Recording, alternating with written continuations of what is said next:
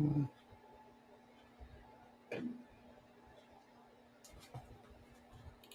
right, we're live. Let's go.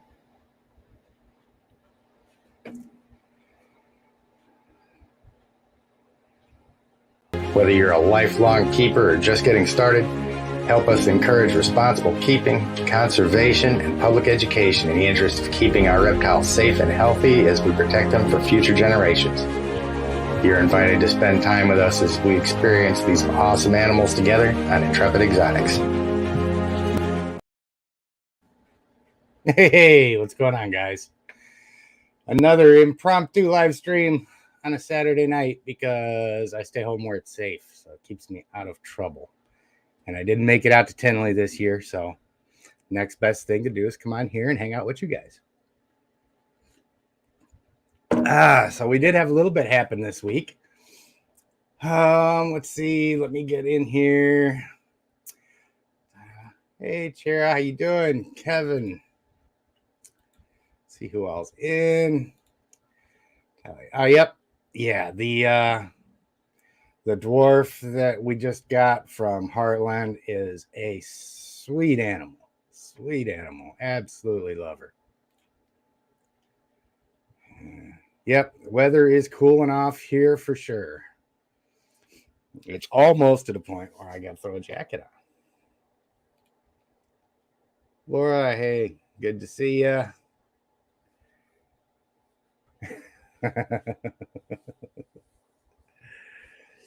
I know the feeling.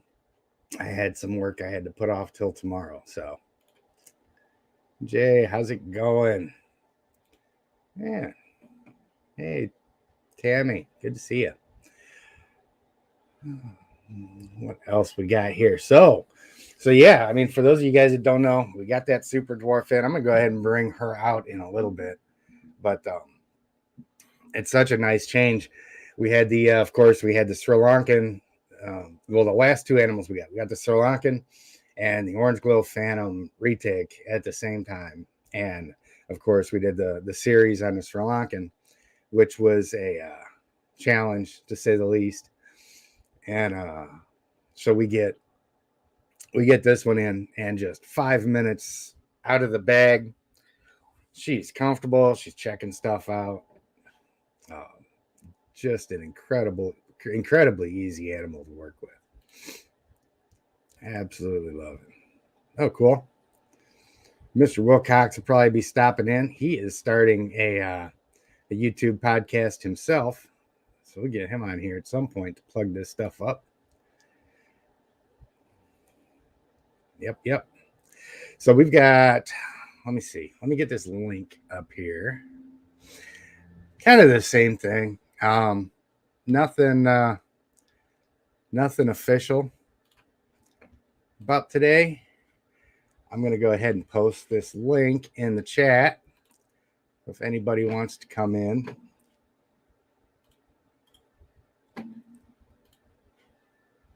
There we go. See if I can pin this thing now. There it goes. All right. So yeah, if anybody decides they wants to jump in, just go ahead and do so. It takes me a second to see you down in the little green room thing back there. Just pop up in the chat or anything. A lot of times we get busy talking about stuff and I stop paying attention to everything.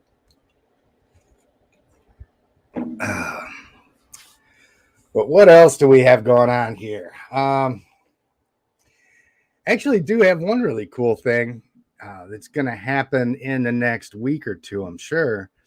A friend of ours, Aubrey Pruitt, called me up the other day, and he had an idea, since he knows I don't have a whole lot of space here to really expand the collection and so forth. And he's got a lot of unique animals over there that I don't have. He'd thrown out the idea of bringing an animal over here. Let me pick one to bring over here for a couple months so that we can do some filming with them and stuff like that, and do some educational stuff, and just kind of rotate through those animals as well. And he's got tortoises, a lot of really well-behaved monitor lizards. that I'm thinking about starting with the monitor lizards, because Niles is fun, but he's not quite there yet. And I really don't want to be in the middle of filming with him and have him decide he wants to taste my fingers or something like that. We're still working with him, but he's his own person.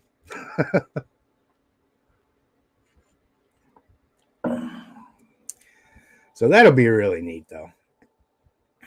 It'll be awesome to get.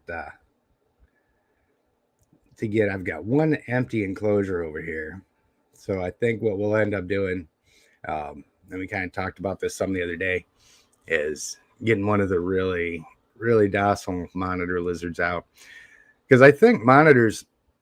I mean, you get people asking all the time what a good starter lizard is and so forth. And, the cresties and the leopard geckos always come up because they're really easy to take care of. But, yeah, they're so fragile, when you get a little bit bigger lizard, you can interact with it more and stuff like that. Some of the smaller monitor lizards, if you get one that's already socialized. Hey, Christine, how you doing? Yeah, I know. I always throw these things on you guys last minute, but we'll get some other ones planned here. Oh, wow, cool. I lost connection to the camera. Let's see if I can fix that real quick. What did we do? There we go. Ha. Hey, Mebin, right down the road. I'm guessing my microphone's still working, even if my camera did decide to take off for a second. There's Jim. How you doing?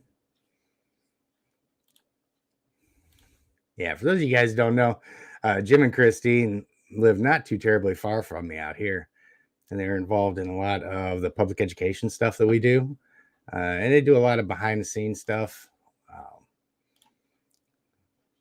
Awesome folks, very much appreciated. Christine is the one that I call when I'm about to put out a video that I'm not 100% sure about because I'm really angry about it. And I call and vent to her first to make sure I'm not doing anything stupid.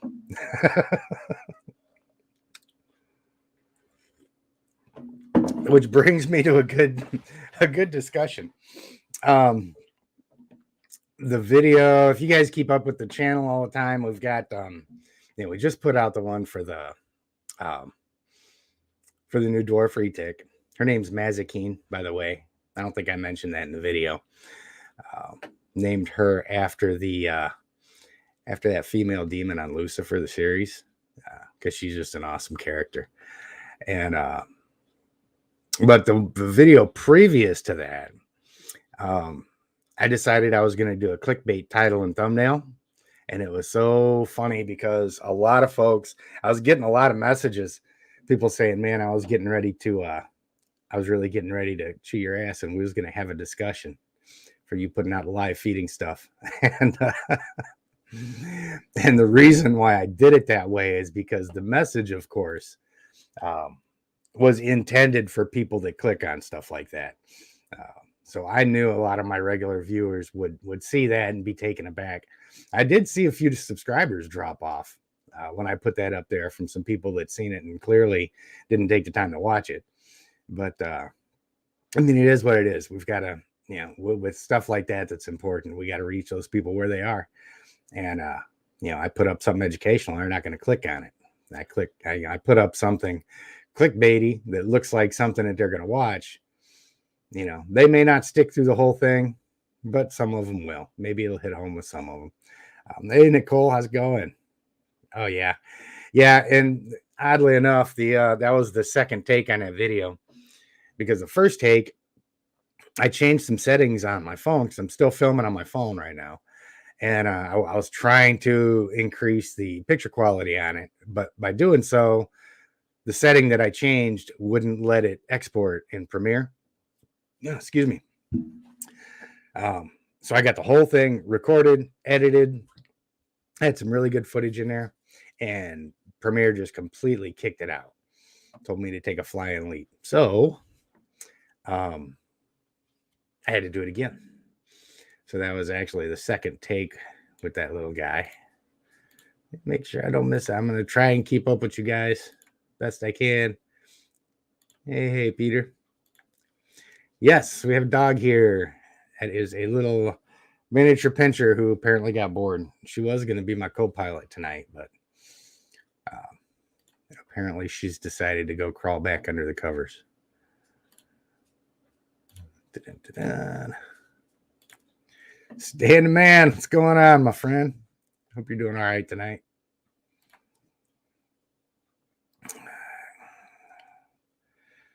Yep. Yeah. We don't talk very often all the time because we're both so busy, always doing stuff.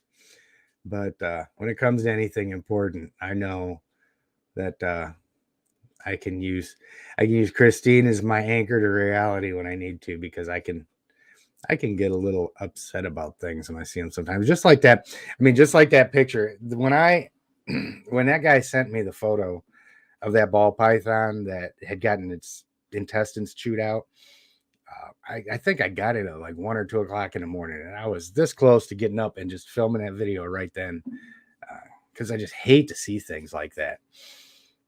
And it's always such a catch-22, because there's a lot of people that feed live because they have to in certain instances. And, we really try not to come down on those folks, because we understand that there's instances where you got to do it. And, with somebody that's experienced doing that, and you keep an eye on it, we do what we got to do. Even people like Kevin McCurley, I mean, he is a huge animal lover all the way across the board. And, even he's got some animals that he's got to entice with live food.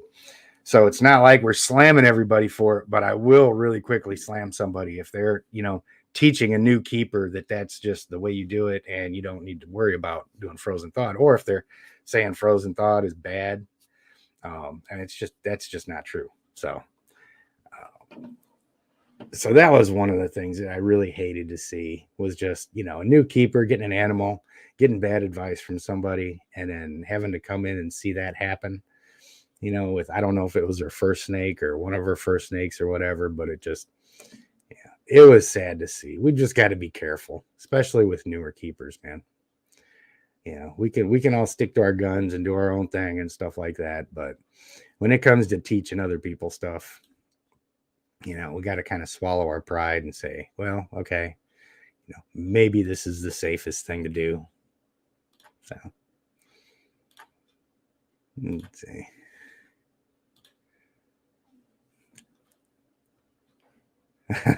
He's doing some weird clickbait for Bob. Yeah. And when, we know it's necessary for people to see it, and it is hard to see. And that's why when I do have to post something like that, it's only 1 or 2 pictures, and they don't stay on very long. So it's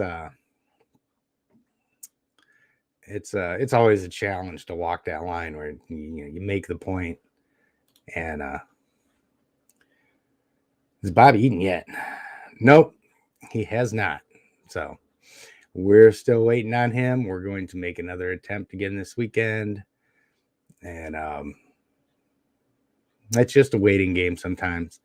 He is a big boy, and he's not looking unhealthy or anything. Like I said, these guys have evolved to go extended periods of time without eating, and he will pick up sooner or later.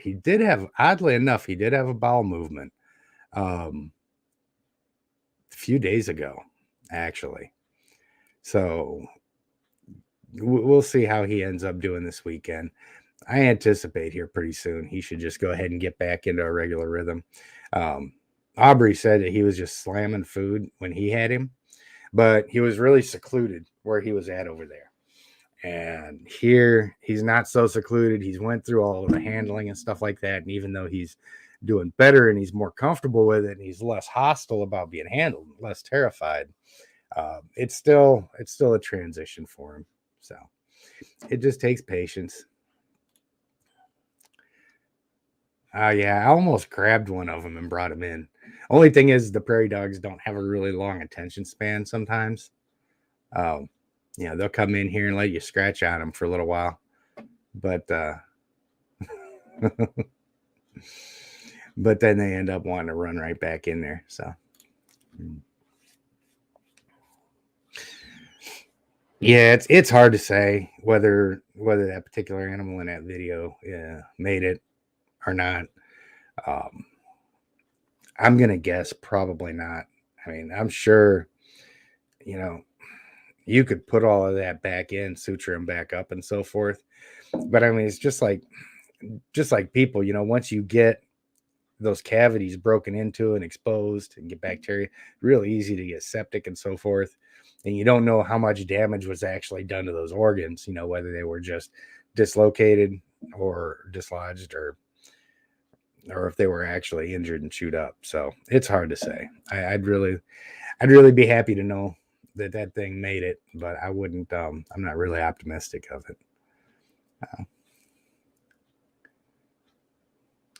Good deal. We'll be here, Nicole. Let's see. Yeah. Yeah, and I mean that's a hard thing. That's one of the things about keeping reptiles, you know. Sometimes we've got to, you know, we've got to suck it up on those rare occasions and do those live feedings. But yeah, anybody takes any enjoyment in it or uses it as a spectacle or to draw attention,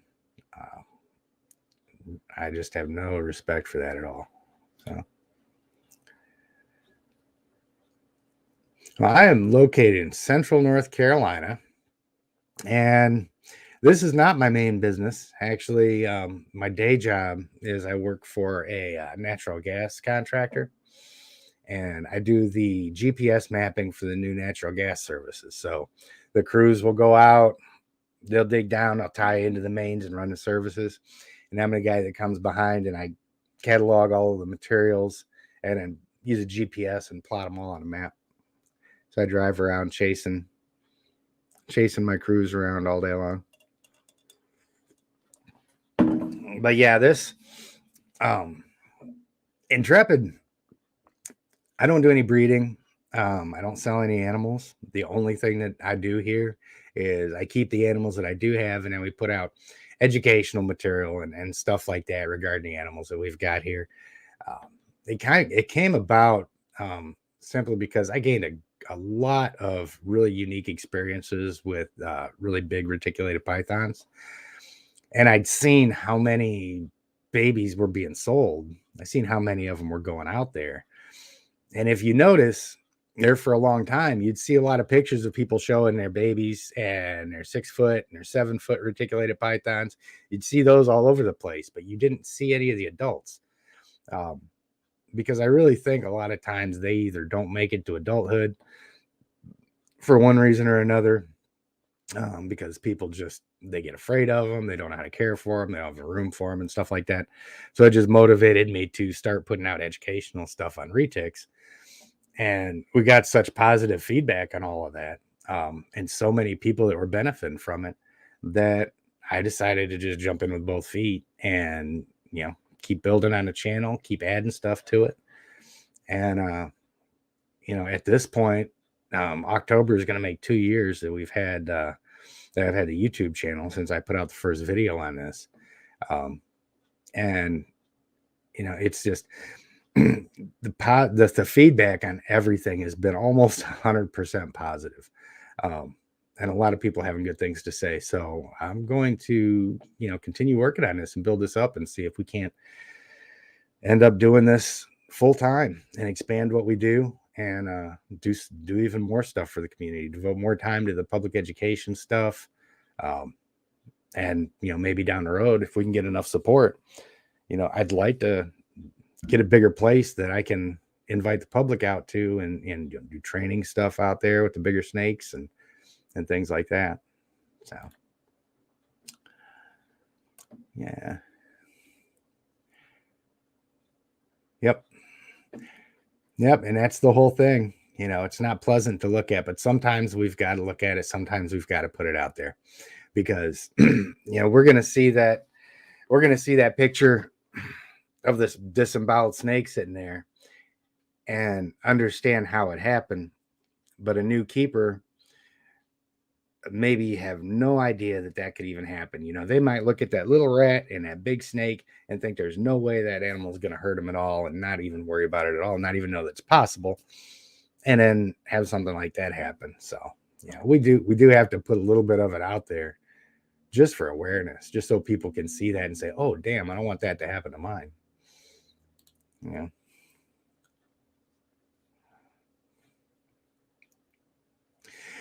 Yeah, I mean, that's the whole thing, not having any issues with feeding live, but when you absolutely have to, that's the whole thing.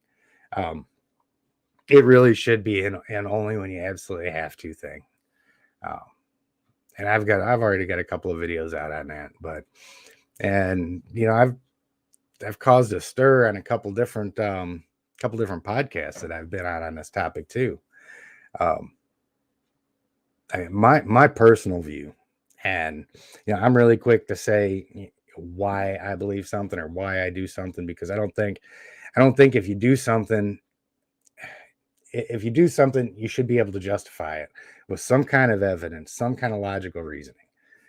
My logical reasoning behind not feeding live, and this is completely ignoring everything that the vets and the zoologists and the biologists recommend. Because if you go in and you actually read all of their papers and what their recommendations are, pre-kill prey, almost everything I've read from any reputable organization is the recommendation. But I really make my decisions of right and wrong based on how much harm something does. You look at the absolute most amount of harm that something can do, and the most amount of good, or the least amount of harm that something can do. And just about every decision that you make, regarding whether you're interacting with another person or how you treat your animals, or even am I going to run this red light or not? Everything, if you kind of look at it, is going to do some kind of good or bad, have some kind of harm or have some kind of benefit. And I try to make my decisions based on what causes the least amount of suffering. And there's not too many ways that you can cause something to suffer more than to throw it in to be eaten alive. I mean, just from that perspective alone, for me, it's a no-brainer. I've had to euthanize animals before, but I didn't do it by ripping them apart while they were still alive. And like I said, for me, it's a no-brainer. If you've got to do it because there's absolutely no other recourse, we understand sometimes that's got to happen. But I think a lot of people just do it out of convenience. They get their rodents live, and they've got a whole bunch of snakes, and they don't want to mess around with euthanizing them. So, like I said, I mean, this is the way some folks do it. Not everybody has to, build their sense of right and wrong based off of what I do, but that's my rationale. So, yep, just outside of Greensboro, woohoo, Sydney, Australia. Good to see you.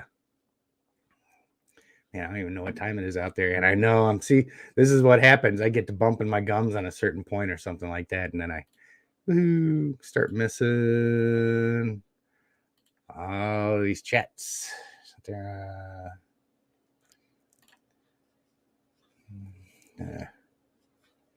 Yeah, Bob is doing good.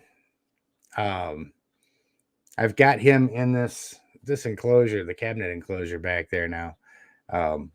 And he's moving around in there some. He likes to stay up on his perch. He's more comfortable up there. But he's doing good. Slowly but surely. I'll probably grab him out in a minute. The only thing is every time I bring Bob out here, he likes to attack the microphone. I still got little slits on there from where every time I have him out there, he won't be biting at me, but he'll tear that microphone to pieces.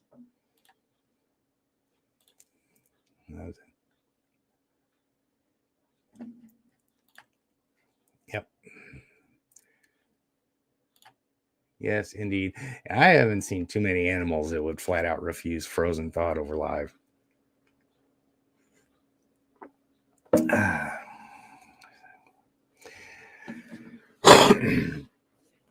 Well, the one that Bob is in, Cole's asking how much is the enclosure that Silent Bob's in. I don't remember how much I paid for that because I'm old and I forget stuff. But a lot of times you can, for instance, the enclosure that I've got the boa in is a much larger cabinet like that. I got that one for free. And all you got to do is you go in and you modify it so that there's nothing that they can get stuck in, and treat the bottom of it so that it doesn't leak out and stuff like that. Get substrate in there, set up heat, and like you can see, the heat that I've got set up is, you see the radiant heat panel on the bottom of this platform right here. So he's got a hot spot right here, which is where the thermostat's at. It's back here. And then up top, he's got another hide right up over top of that heater. So he's got his warm hide, and then he's got a basking spot there. And then he's got the whole rest of the enclosure to go to regulate his temperature. And as it is with most of my animals, they've got the basking spots, basking platforms, and they spend a great deal of their time on the cool side. So, but yeah, I mean, these things, you can find them for $50, $100 and stuff like that. Go to the Goodwill store, whatever, look around on Marketplace. You can find them for next to nothing. And they do make really good enclosures because they gives them a lot of vertical space. You just got to make sure you're putting locks on the doors and stuff like that. So, let's see. Oh, yeah. I'm glad you mentioned that about the care sheets. I have really got to get these things put into one of these videos. I swear, I get so busy doing too many things. Christina's got you back there. Oh, hey, Greg.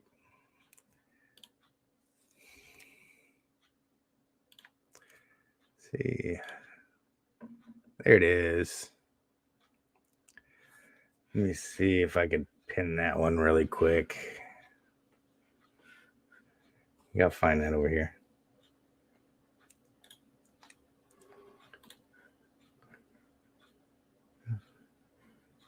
Okay, trying to pin the comment.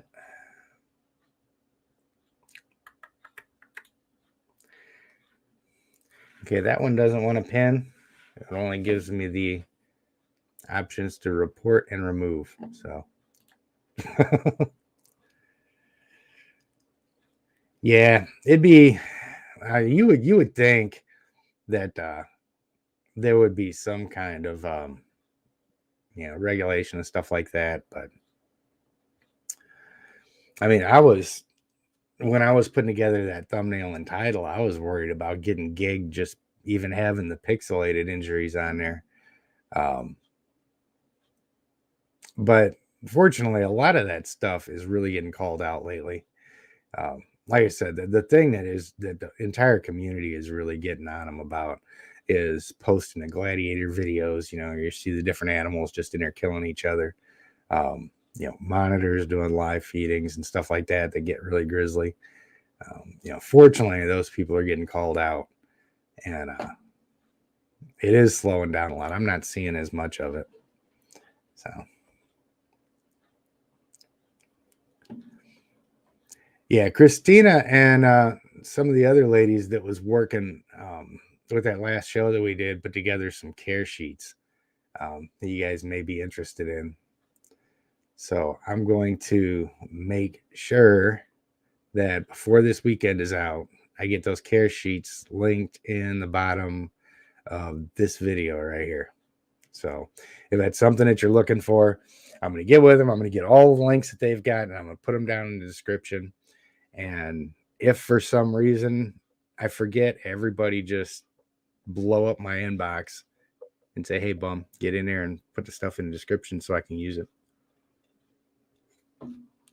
I know tomorrow I've got a full day of stuff here too, but I am going to make a concerted effort to get that stuff in there over the weekend.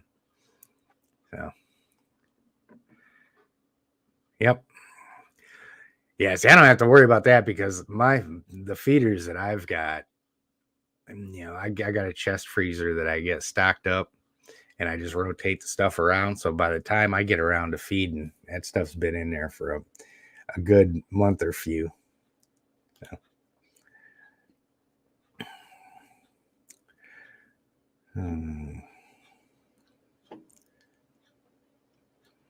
Yeah, and that's another, Greg brings up a good point about the parasites.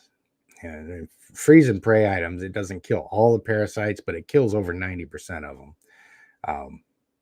And that's all out of veterinary research papers. Yeah, that's just one of the benefits. Yeah, they are healthier from that perspective.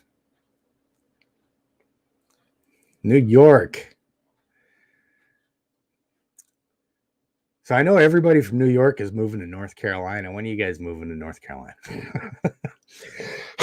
We see so many folks coming from the Northeast to get away from the snow.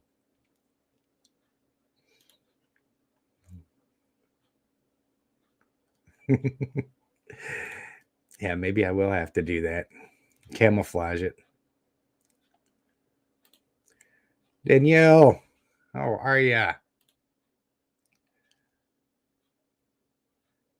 Okay, I'm going to go ahead and do my best to cruise through these. How long have I been keeping reptiles? I think I'm right around 6 years now, something like that. I got started in marine aquariums as soon as I found myself in a position where I wasn't moving every 2 years, but ended up transitioning over we used to have 7-8 aquariums in the house with seahorses and eels and stingrays and sharks and freshwater and saltwater and corals and all kinds of stuff. And then I ended up getting my first reptile probably about 6 years ago. And it just continued to grow ever since then.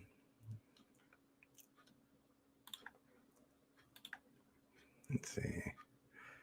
Get all of that stuff coming on.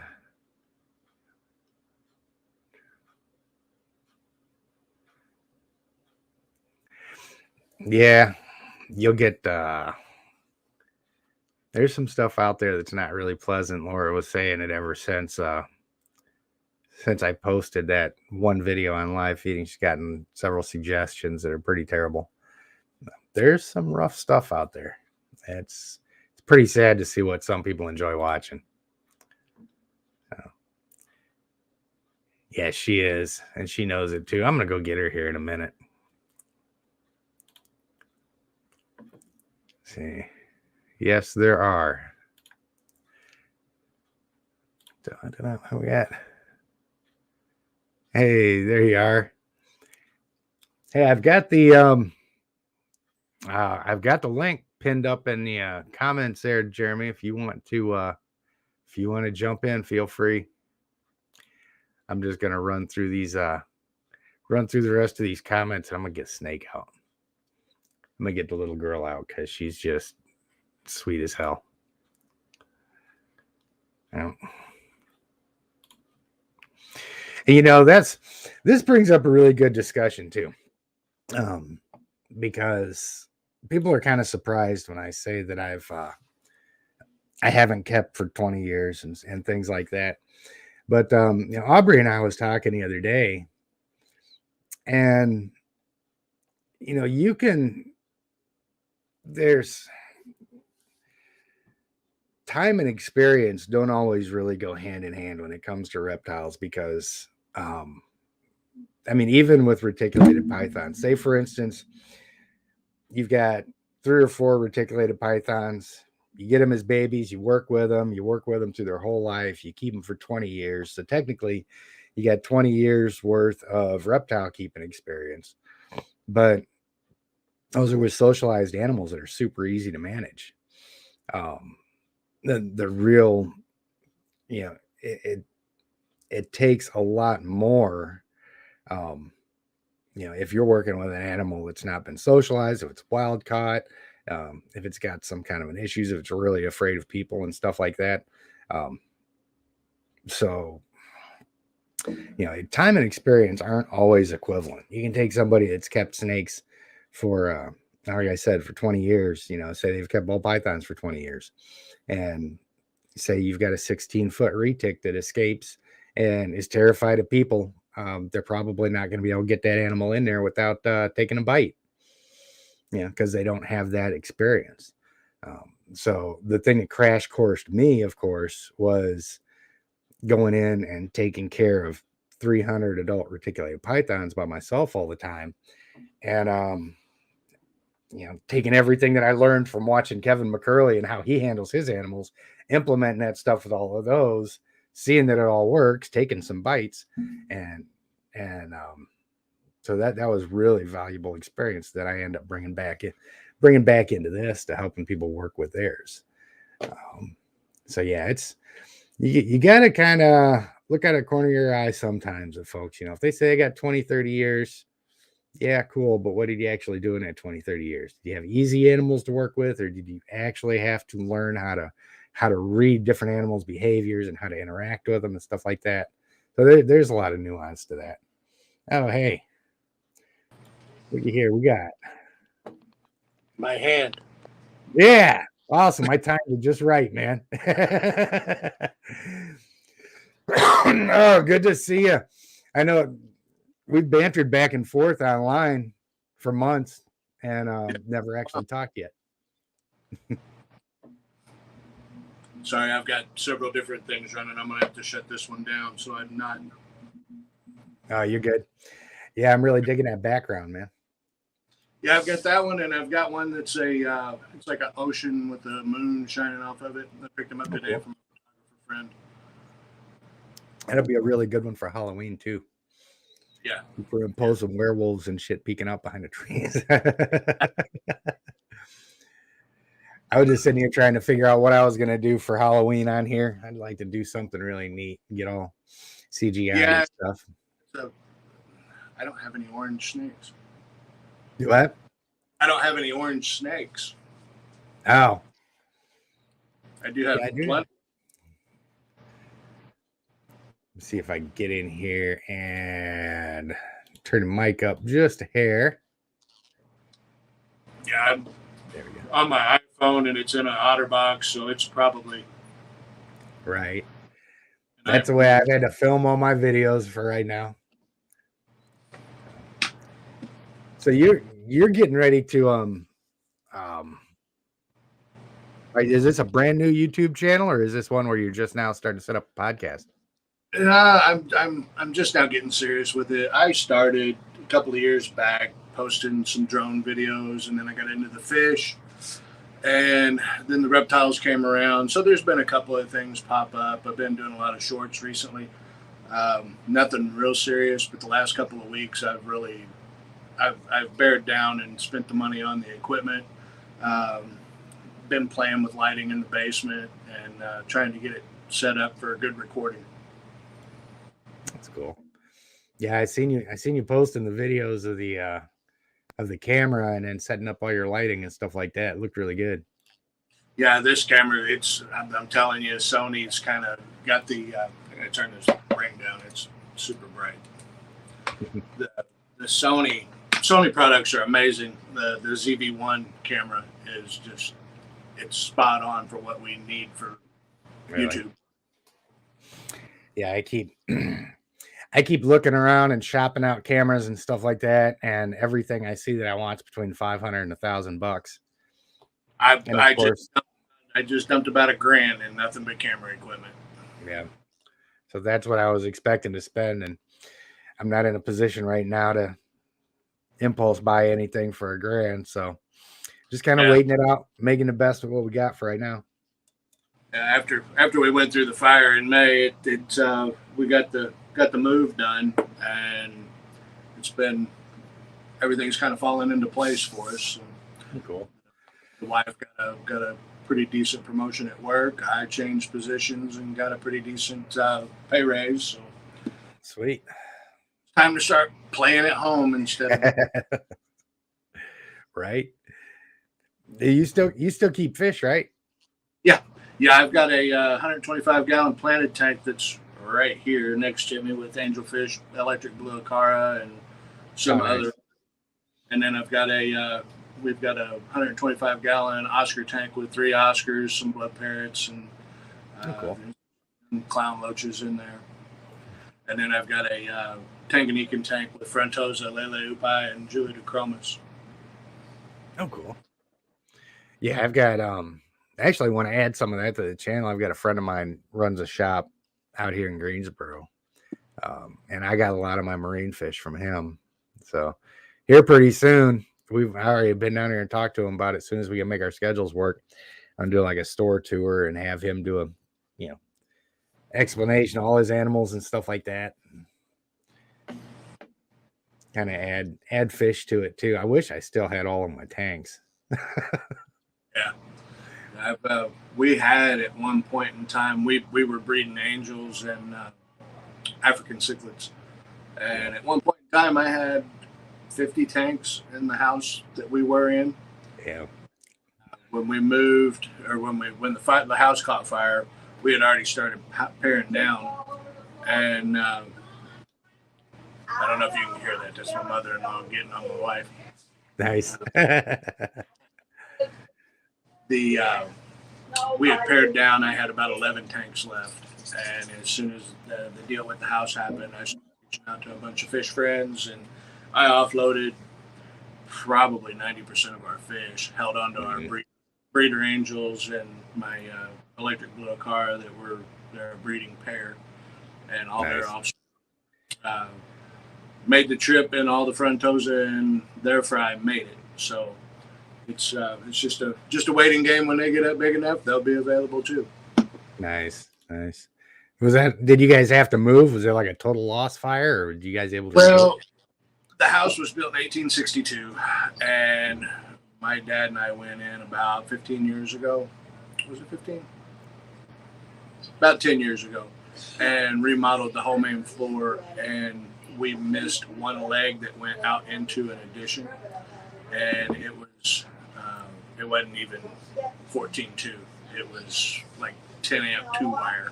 Really? And it had 14.2 going in, 14.2 going out. Well, over time, that 10 amp wire, it just kind of melted down, and right. So when fire department showed up, they got it out. It wasn't really a fire; it was smoldering above the living room, or above the kitchen dining room area. And it turned out that I was going to have to gut the whole place and rewire everything because of the age of the house, and I was going to have a master electrician do it. Our building codes changed, and so at that point, with the money it was going to take to redo the electrical, let alone refinish everything we tore out, and what I owed on the house, it was just time to walk away. Mm-hmm. Yeah, that is a ton of work. Yeah, changing out all the wiring on something like that.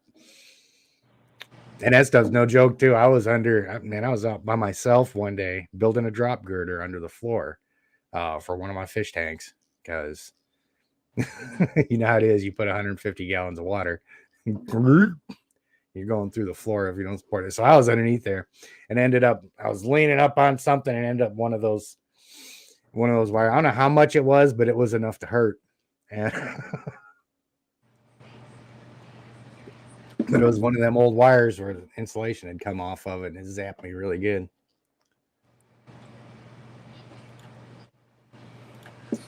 The whole move from the old house, it's worked out for the better. Probably one of the best things that we could have had happen. And when it happened, it's horrible. But hindsight being 2020, it couldn't have happened any better than what it did. So I've got my man cave / snake dungeon, fish rooms. Nice. Bring in 2 retics, and got plenty of room to expand with them. So that's awesome. Yeah, I cannot wait to get more space here. Or I'm not going to get more space here when I find someplace that's suitable for what I want to do. Yeah, I really miss having room. The last place I was in was probably 3 times the size of this one. But I was renting. It got sold out from under us. We had to move into this one really quick. And that was a fun move with all the animals. Yeah. But yeah, we're getting set up to buy something in the next year or two.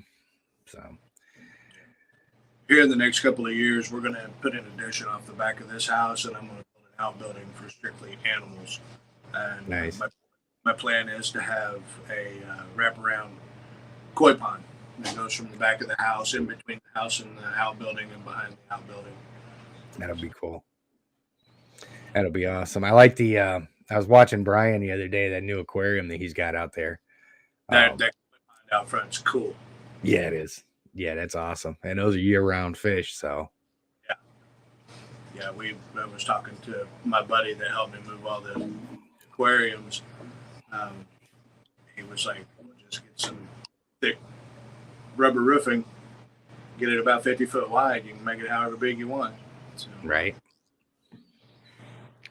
Yeah, I'm gonna end up doing at least, when I like the way I envision everything is, I at least want to have one stingray tank. I would love to have stingrays. Yeah. The one that I had, man, was so much fun. I had a little California stingray, and just maybe that big. They don't get very big. Such an interactive animal, man. It was awesome. I'd go in there and just hand feed her all the time. She's always coming up on the glass. So that would be. I really like to have something like that as almost like a centerpiece, and then have the other reptiles in there. That stingray you shared with the yeah. I'm spitting the water out. Mine never did that. My puffer fish would do that all the time. Yeah, I've got our Oscars. They love playing with ping pong balls, and I keep golf balls in the tank, and they're banging golf balls across against the glass, trying to get my attention. Just wanting food. Mm-hmm. What was that? Of course, there's nothing better than opening up a fish tank and having one of your fish spit at you. Laura was asking, "You want a stingray to spit at you?" I used to love it, man. My little puffer fish. If I didn't get in there as soon as I'd open the glass, if I wasn't feeding him soon enough, man, he'd be shooting water out at me. Did you see the retake girl that I sent out to Gary? I probably did. The platinum tiger girl. I think I remember seeing that picture. You posted on Facebook, right? He's got her all over Instagram right now. Katie went and picked her up when I shipped her out. That's one of the. Oh, okay, yeah, I did see that because she did the unboxing video on that. Yeah. That was an awesome experience being able to rescue those two, and then Gary jumped on board and said, "I'll take her," and he's in love with that girl. She's amazing. She's not a normal retake. She's way laid back. Yeah. I need to get this one out too in just a second. I haven't messed with her enough today. But yeah, Gary's a good dude. We've been talking for a long time. Yeah. Actually, Gary introduced me to US Arc. Oh, cool. He bought my first year bronze, and I've passed it along a couple of times since. And he's an amazing human being for sure. Mm-hmm. Yeah. I actually hit him up on Instagram. Let him know that we was going to be live tonight, and I just seen his response. He's out to dinner with the family, so if he's got time later, he'll jump on.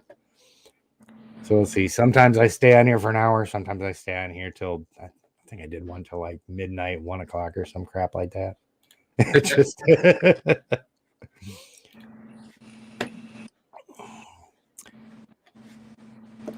send Abby a message too. We'll see if she gets on. Kind of jealous. She's right up there by Garrett's place, so they can just go over there and hang out with Karma whenever they want. Oh, that's cool. Yeah. Yeah, that girl, curly hair keeper, Abby. She's got some really awesome setups for her dwarf retics, man. Yeah, she does. Yeah, she followed the rescue pretty close, and she just loves the fact that we both, Gary and I, have a brother and sister now. So. Nice. So where I don't know if I'd missed this when I was trying to keep up with comments or not, but what was the situation with those two? Where'd they come from? Just somebody that couldn't keep them anymore? Or? I One of the local reptile groups from north of me, a guy posted that he had several snakes, and he rescues. Um, he goes out and I think he gets himself into a hoarding situation, and he gets these two. I looked at everything that he had. He sent me pictures. And I didn't really want to bring in any big animals, so I reached out to a few friends that keep big animals. They bring them in when they're big, and they went up and picked those up. And he had these two. And when he sent me pictures, they were cohabbed with three others. Green carpet, no hides, no water bowl. Oh, damn. 75-gallon aquarium. And he said, I want the two, I may want more. I was able to talk him into giving me, he didn't give them to me. I purchased them, but I didn't. They were the two that were in the worst shape. When I got them home, dehydrated, malnourished, 2 stuck sheds. She had 3 eye caps on one side. He was probably in better shape, but he was malnourished. He's smaller. But they were just as sweet as could be from day one. I mean, really? I was able to rub eye caps off and soak them, and they just pretty well let me do whatever. And I hated to let the girl go. I just don't have the room for a platinum tiger female. And having 2 males, I'm kind of a male keeper when it comes to pets. And Gary keeps all girls, so I was like, hey, Gary. So we made it work. I got her through quarantine, got her fed up, got her good and hydrated. She's an absolute doll. That's awesome. That's awesome. It seems like they kind of know that she's bailing them out. Yeah, on the ride home, I got them out of the bag. I had them in 2 separate bags, and I got them both out. I had a buddy of mine that he helps me do everything around here when I need help. He got her out, and I got him out, and you could just tell they were relieved because when they were cold when he handed them to me, the whole deal. Yeah. So I ended up sending a few other people up there to see what he had, and I think they got everything out that was sweet. So. Yeah, that's something that I want to be able to do too. I would really like to have a place big enough where I could have several enclosures in quarantine ready to go. Yeah, I've got a quarantine rack, and I've got extra tubs sitting around, and having 2 floors, and I've got 3 separate rooms that I can close off. So nice. We constantly take in ball pythons, and our one rescue dragon that we've got left. The other ones unfortunately didn't make it too long, but the last part of their life was really good. That's good. Got a little female. She's a hypocitrus. She's got MBD horribly bad. Really? She came in and couldn't even move. But after doing some real heavy duty vitamin and mineral infusions, and got her on dubia roaches instead of crickets, and good grief, she actually moves now. She was in a 20 long, and I've got her in a 50-gallon open front, and she flops everywhere. She's just yeah, it sounds really similar. We've got a rescue beardy here that one of the shops that I used to poke my head in every now and then had one that somebody had given him that had MBD really bad, and of course he wasn't gonna just give it to anybody. So so I adopted him, and that was 4 years ago. I honestly didn't expect him to make it 6 months when I got him home. Yeah, she's been with us a year, and the lady that my dragon lady, who we got our first bearded dragon from, she breeds them. She reached out to me and she was like, do you want a hard case? And I was like, what do you got? Got a female that's been in a shoebox in a closet for about 6 months. Damn.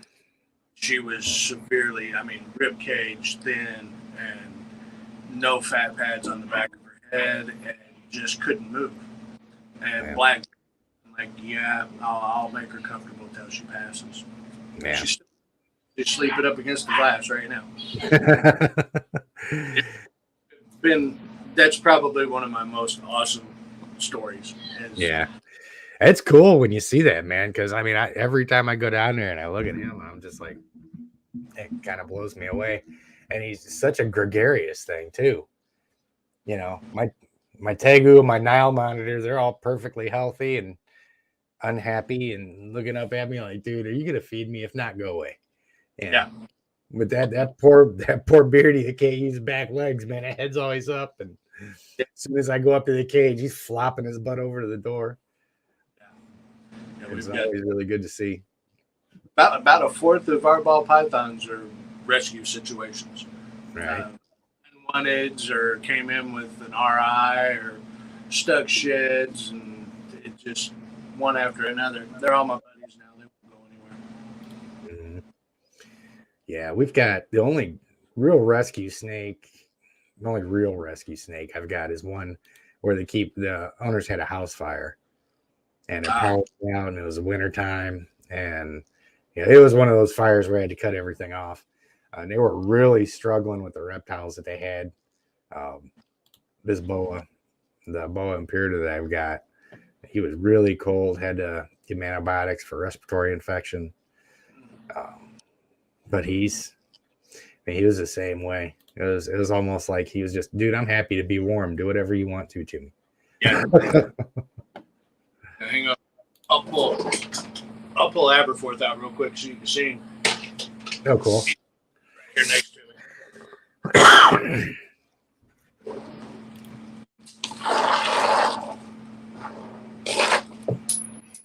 Stuff falling everywhere. Right. Let's see. I don't think I missed too much here in the way of comments. I think we got everything popped up there. Let's see if there's anything else I'm missing. Yeah, I'm gonna start making a point of trying to do these live streams every Saturday. Even if I don't have anything to say, I'm just gonna get on whatever. Say there's really not much out here. You know, there's the ball python folks that have got their crews, and that's about all they do. So there's not too many folks that have really got live streams talking about everything else.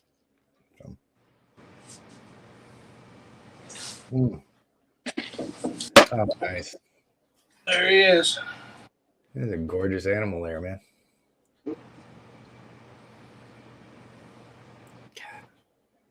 I think I woke him up.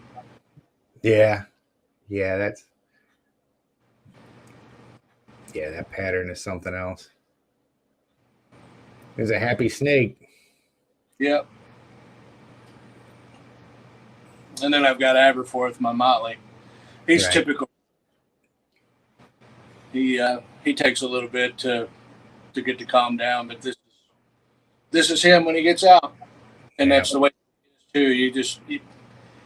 I gotta watch because I know he's going to end up being big and getting him shut down. But all I have to do is touch him, and he knows it's time to get out, and it's not food time. Yeah. My male, you know, you see how he is in the videos, man. When I get him, and once I get him out of the enclosure, he is just straight puppy dog. No issues with him at all. He will put up a fight getting out sometimes. Sometimes he's just lazy. That's awesome. The Motley, he's just all about food. He was a runt, and he had to be force fed about every 3 weeks for, I think he said 2 months, and then he finally took off on his own, and so he's catching up now. Right. He's big enough now. I've got him on weans, and he's eating every week. Sweet. Yeah, that's the way my baby Berm was when I got her, man. It was 2 or 3 months of force feeding before she finally took off. And now she's never missed a meal. Yeah, it's a gorgeous boy right there. He's out of everybody I've got, other than my very first boa. He's my favorite. Yeah. This guy right here, I can. He doesn't care what I do to him. He's just out checking things out, and Yeah. of course, with all the stuck shed that he had and all that, so he got used to me manhandling him and rubbing on him, and so Right. he's a pretty laid back kid. That's awesome. Yeah, you can tell it's just such a happy snake, man. And the contrast in his pattern is awesome. Yeah, he's living art for sure. Mm-hmm. I was hoping he would pull through with everything he had going on. He's perfect. It's amazing how resilient some of these guys are, man. Yeah. I've seen some snakes take some pretty bad injuries and just bounce right back. We'll get some light in here. He's interested in the iPad now.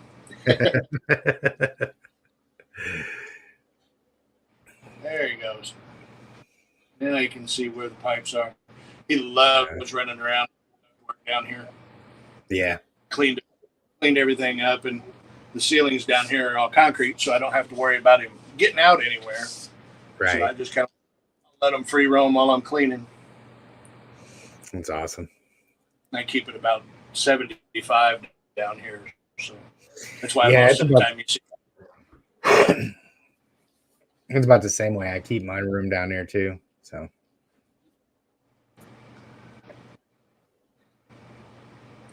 But that's Aberforth. That's awesome. It's my rescue boy.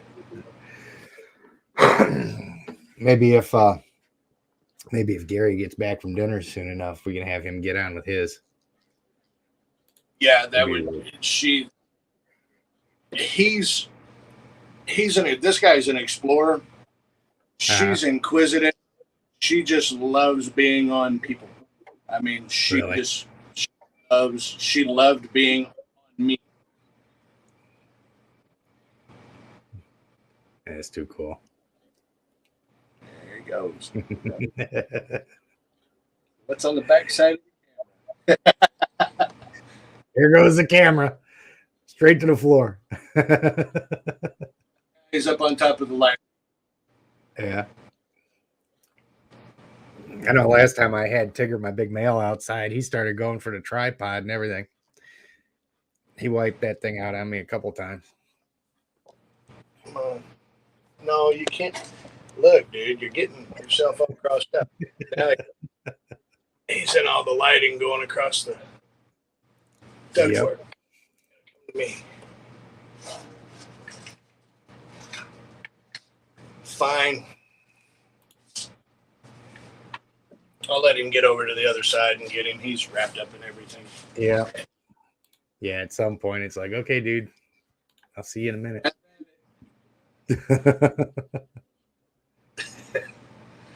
What's funny is if I let him stay out for about 5-10 minutes, he'll come back and check on me. Right. It's amazing, man. People just don't, man. People that don't keep these guys just don't realize how smart they are and how easy they can be. That's funny. I'll be right back. He's getting in a position I can get him out now. All right, cool. Yeah, Nicole, when are you getting that elephant trunk snake? Because I'm really, really anxious to see that one. That's not something you see very often.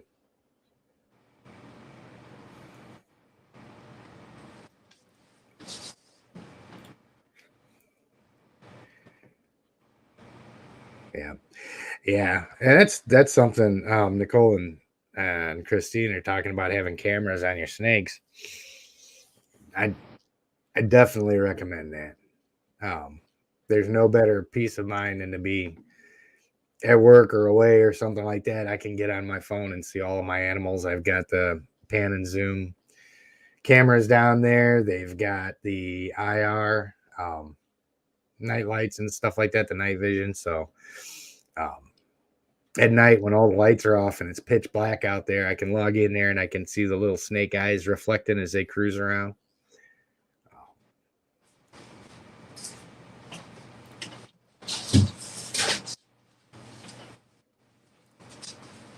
You made upstairs.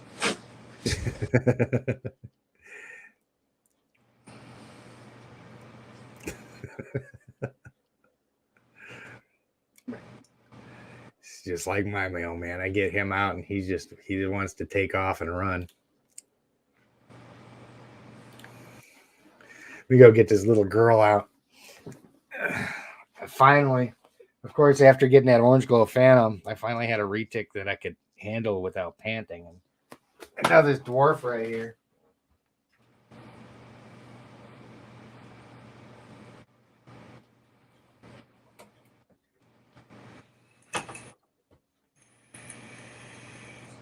Hey, sweetie. What you doing?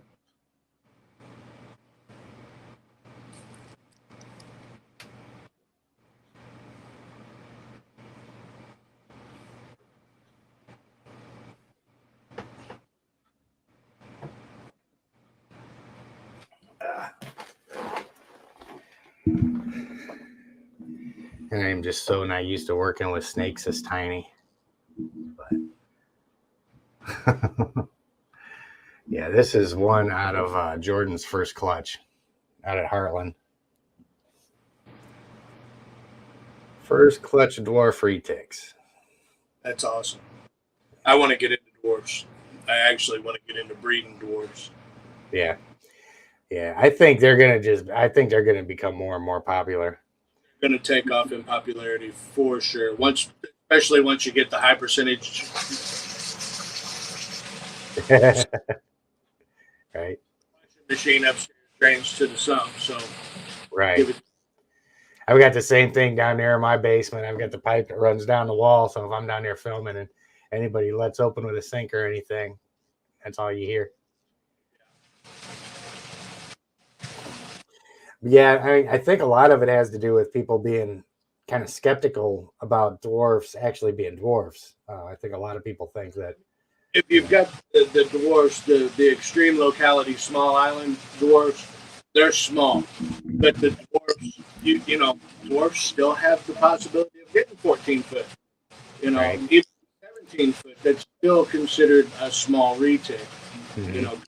Mainland, especially a mainland female. Right. But I don't know if you've seen Brian Farrelly's clutch that he had. The babies, they fit in a cigarette pack. They what? The hatchlings fit in a cigarette pack. They're so small. Really? That's awesome. And I can't remember what locality they are. But they're little. Even the mom and dad were real small. Yeah, I mean, even if you can keep the length restrained at 12 feet, 12 foot's still a manageable snake. 12 foot healthy retic, not a big fat, Jay Brewer retic. Yeah, exactly. A healthy retic, 17 feet isn't unreasonable for a pretty decent man. But you get, a 12 foot retic. I would rather handle a 12 foot retic than an 8 foot boa, just simply because a boa is going to wrap up and just sit there. These guys are constantly on the move. Right. They're more interactive and they're very personable. They may take off away from you, but eventually they're going to come back and see what's going on. Sooner or later. Yeah, I don't know, man. People talk about having ball pythons as starter stakes, and yeah, that's kind of cool. But there's no way I could ever get rid of my retics and stop working with them. There's just something about the interaction with these guys that, even this little hatchling right here has got that retic demeanor. And look at the eye, They're a very confident animal. Yeah. That really blew me away, man. I ain't got enough good things to say about how Jordan prepped this clutch, man. he did everything right on point. Like I said, 10 minutes out of the bag, and she was like this, just not the least bit scared.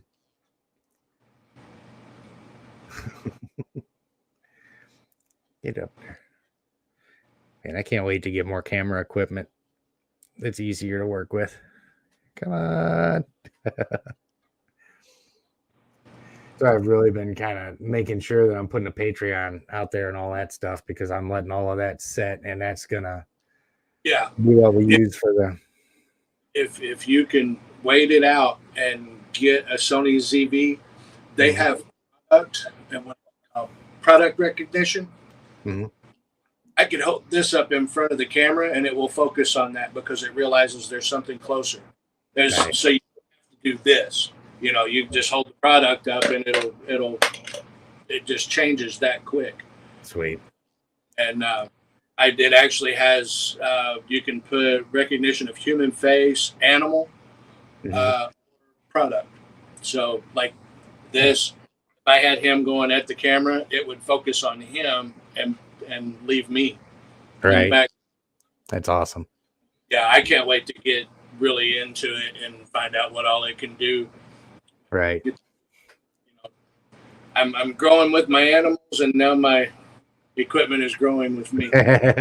Right. Yeah, I run all of this stuff off of my salary, so it's of course the channel's not huge or anything, so it's not generating a lot of income. Everything that we've done, I've done out of pocket. Right. I've got a couple of locals that they'll hear that I've got something coming in, and they're like, "Do you need something?" And I'll throw my Amazon wish list or something at them, and I'll have stuff show up a few days later. But nice. As biggest expenses, I do it because I love the animals. Yeah. I never have my own kids. I've got 2 stepdaughters that are grown. I've got 2 grandbabies that are. I'm Papa, and these are Jeannie and my kids. We treat them like we would if they were our children. Yeah, same thing here. My daughter's grown and on her own. She's a cop up in Indiana now, and she gets to tell me all her stories. We're at in Indiana. She just moved to a new department, Gas City. Oh, okay. A town that I had never heard of before then. It's a smaller department, though. It's right outside of Indy, isn't it? I'm not sure. To be honest with you, I hadn't been up there yet. She just recently got out there, and actually, now that you mention it, I hadn't even looked it up on the map. I'm in Evansville, Indiana, southwestern armpit of Indiana. Usually, okay. I've been there. You know where the French Lick Riverboat Casino out there? Yep. Yeah, I did I was in on the security when it was building that. We did the opening of that place. I was living in French Lick at the time. Yeah. Yeah, so I am familiar with that area. It's not a bad area. There's not a lot of kids to do, but the price of living is rather reasonable. Yeah. And the area is reasonable also. So that offsets the being boring. Yeah, I mean that's my thing. I don't need all the bells and whistles of the city. The only thing I need is a reasonable cost of living in some place where I'm not going to get slammed with a hurricane or a tornado every year. Yeah. We do the upper end of Tornado Alley, but it's usually down around the river basin that gets hit. Really? Perfect timing, little girl. Is that oh yeah. She decided it was time to pee on the mouse. Well, if you can't eat that mouse, she'll just pee on it. Yeah. Come on, girl. Leave your business in there.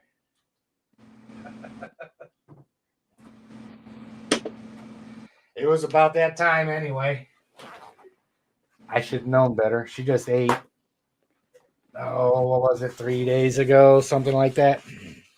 So yeah. Not on par. They are the garden hose of the snake world. That's for sure. Oh yes. Really fortunate. My female retic used to. God, she was terrible at that. I got her. She was about 5 feet long when I got her, and man, every time I'd get her out, she would drown my lap. I'd have her out around my neck or something like that, and her asshole would just open up, and that was on. So, but fortunately, she doesn't do that anymore now that she's older and she's more comfortable. All right. I think we got everything off now.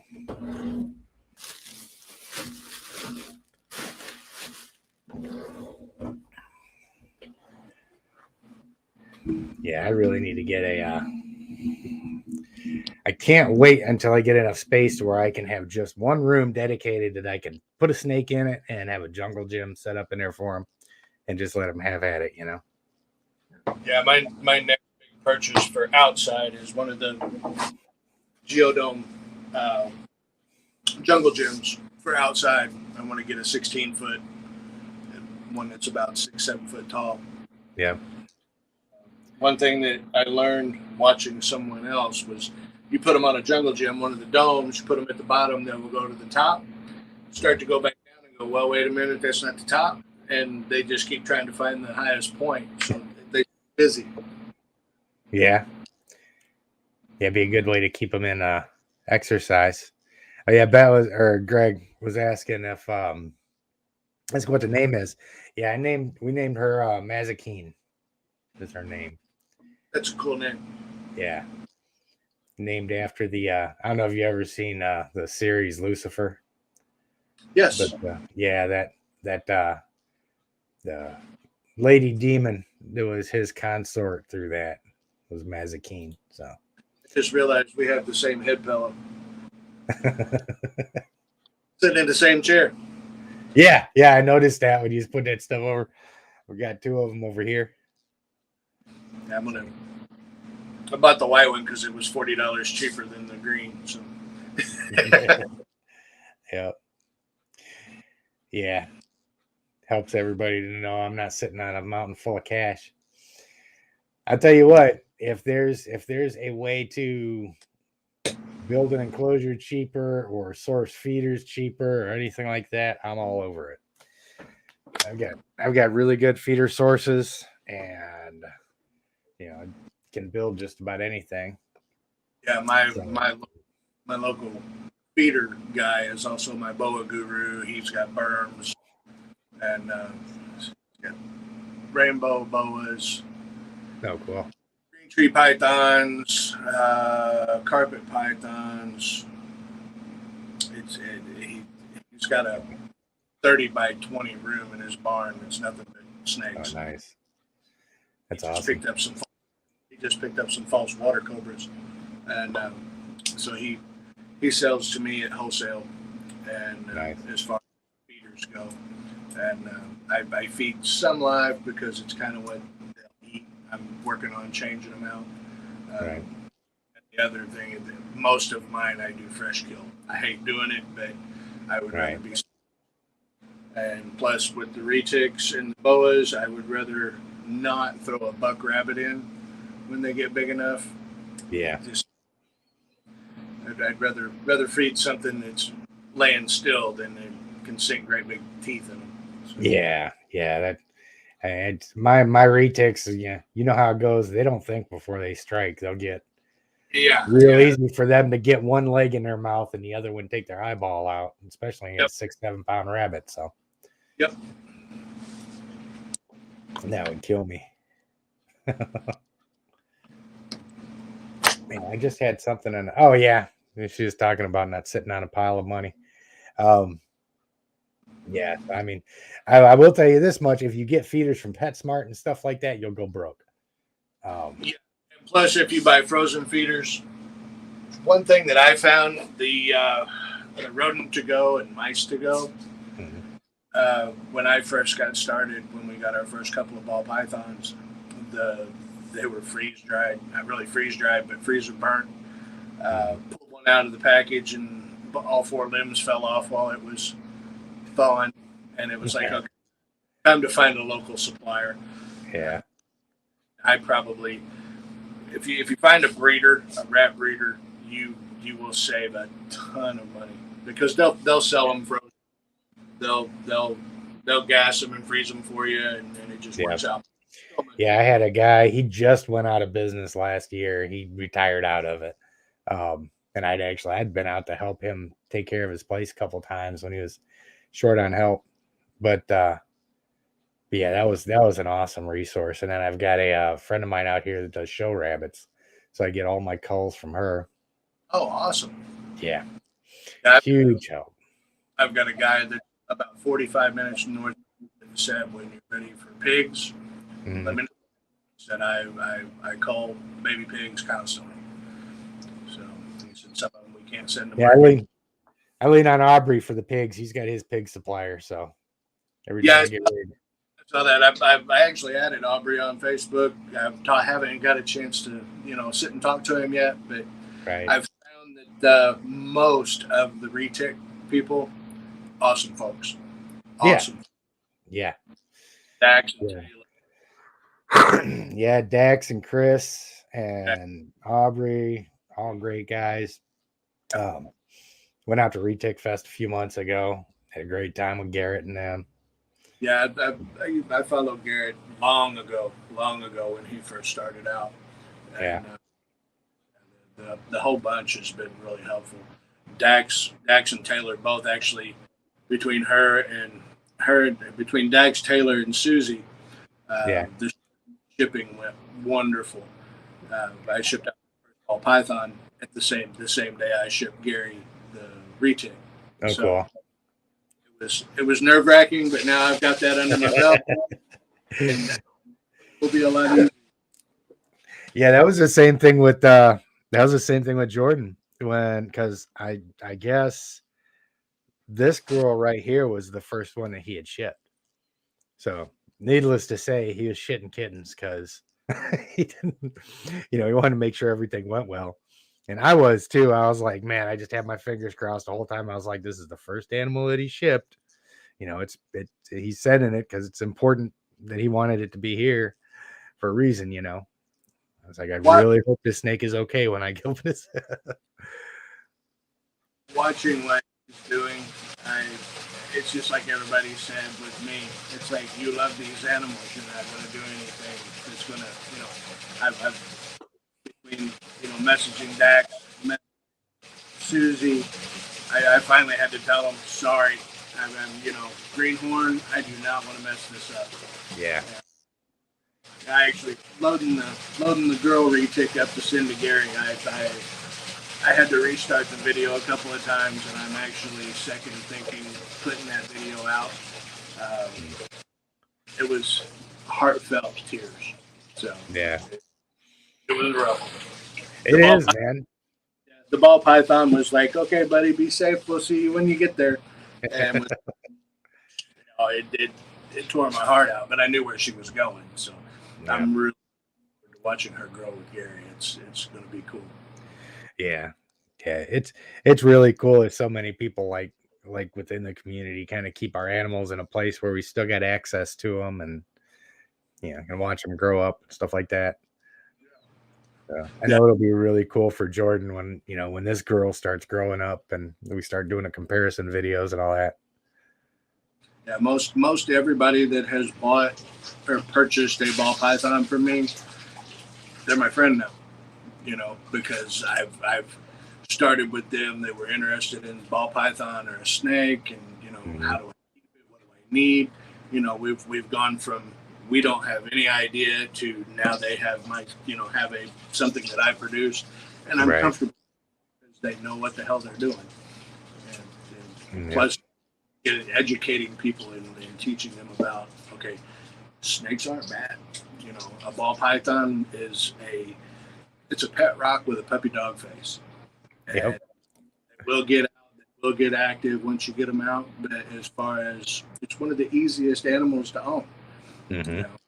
Retics, it's just a bigger, more active version of any other snake besides a colubrid. not a big Yeah. colubrid fan. They're just not personable enough for me. Right. Yeah, I've got the same opinion. And Christina, I know she's gonna cut me one of these days because she loves her colubrids. And every time I say I like my pythons better than colubrids, she's like, "Quit knocking my colubrids."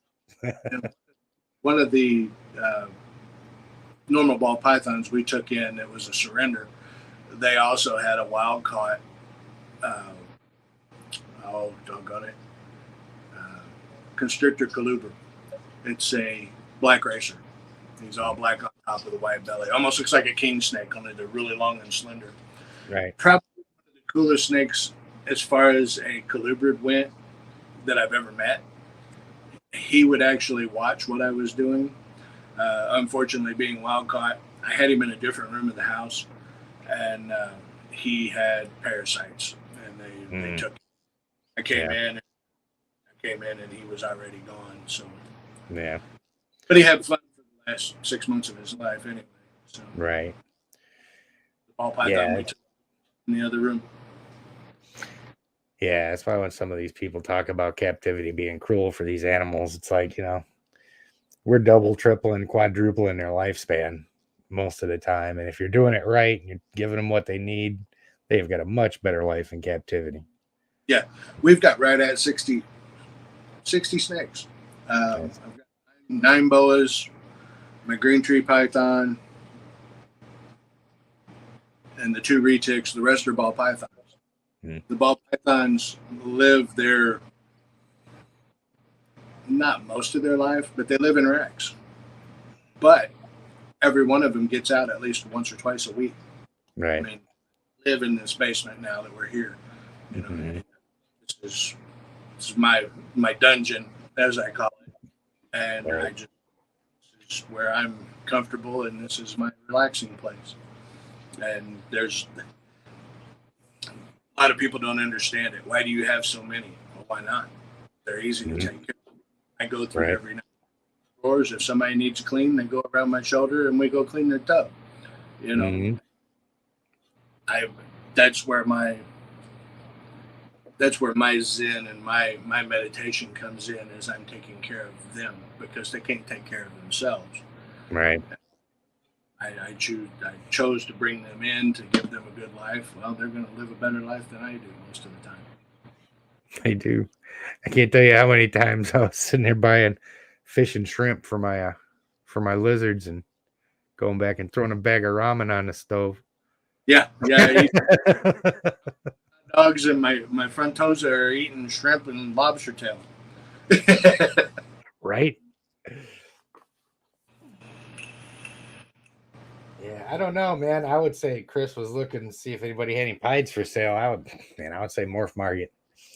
I don't know if I don't even know anybody right off the top of my head around me. What species pied? Yeah, I mean, he said, yeah. But Chris, I think is a new perspective keeper. From if I'm reading this right. Okay, he's expressing an interest in pied pythons. So you got to know whether you're talking ball python or retic or. Okay, there could be a lot of people mad at me, but he's a local to me. Brandon Osborne Reptiles. Yeah. You're gonna pay, but look up osbornereptiles.com. He is local to Southern Indiana. He is a genetic artist. Whatever, he works with some of the craziest stuff. But if you reach out to it, everything online is all available. He's always got stuff in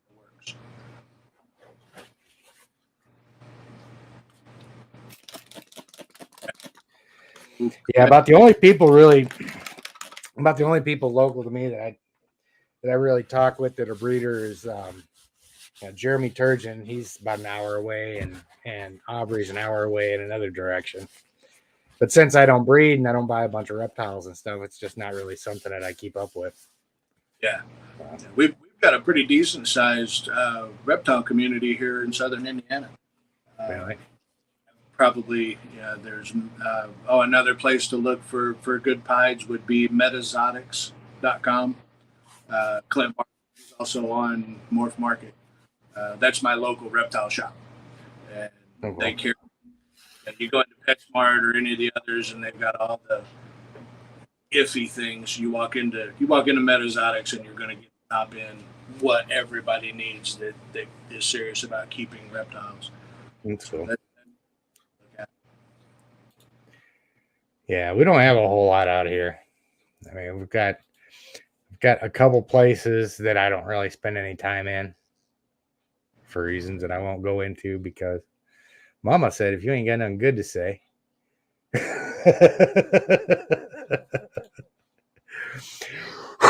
it was really a trip when I first started trying to reach out to people locally and stuff and getting to know people.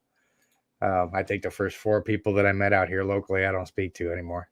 So, yeah, that I have a pretty checkered past, and I gave all that up.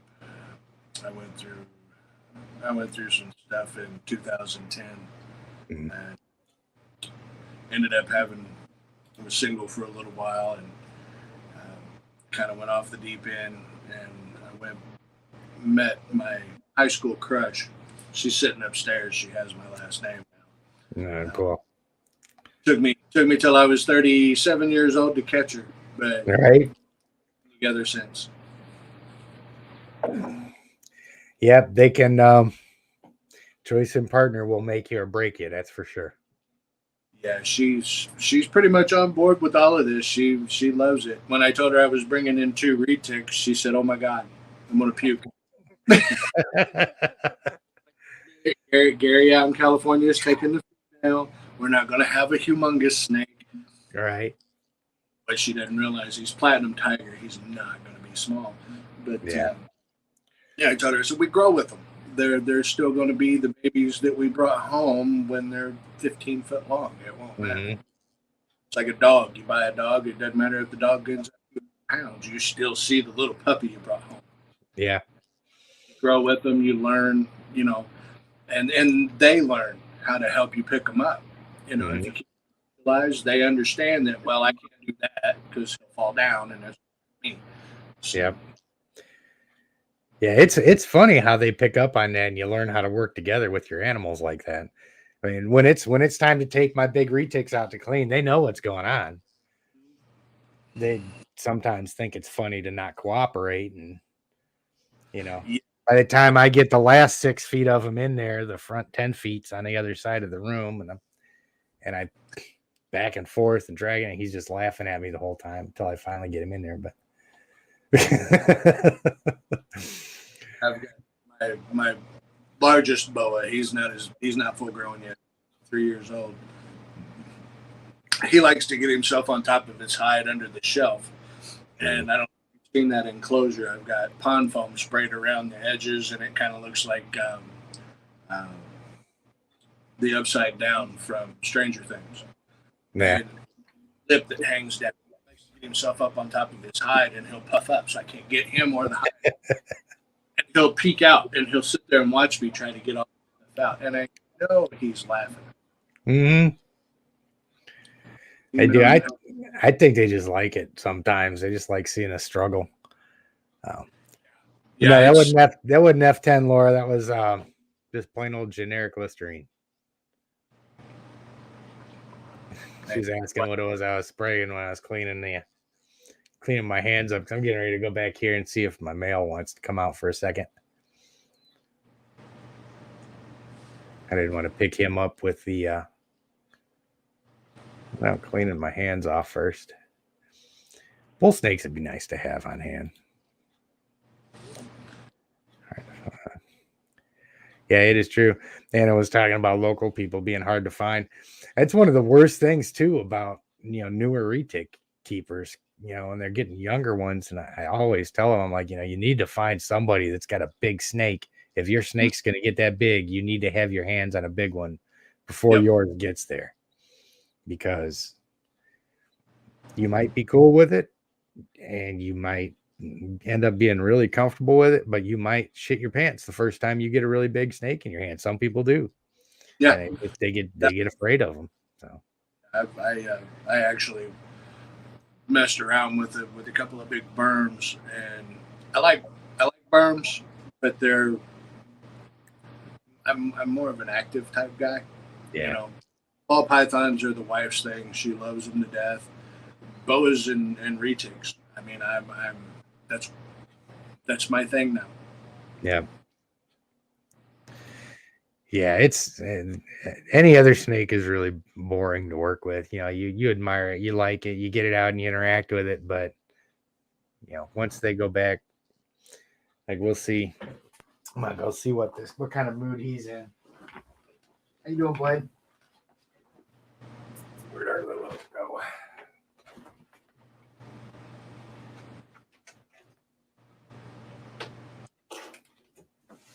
How you feeling, man? Wanna come hang out? Hmm? Wanna come hang out?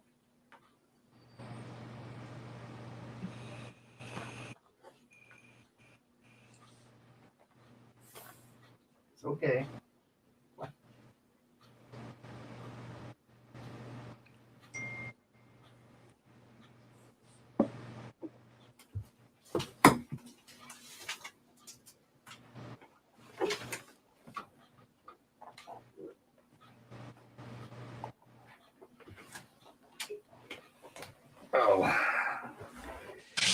Oh, of course. You're gonna grab the arm of the chair just as soon as you get out, aren't you?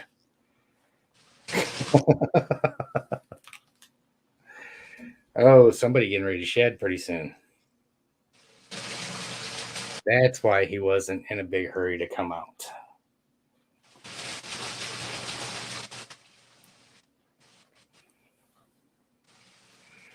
Yeah, this is the one that I got with the Sri Lankan. Hey, bud, how you doing? Orange little phantom. That I think Aubrey produced this one, and now he's got a death grip on the chair.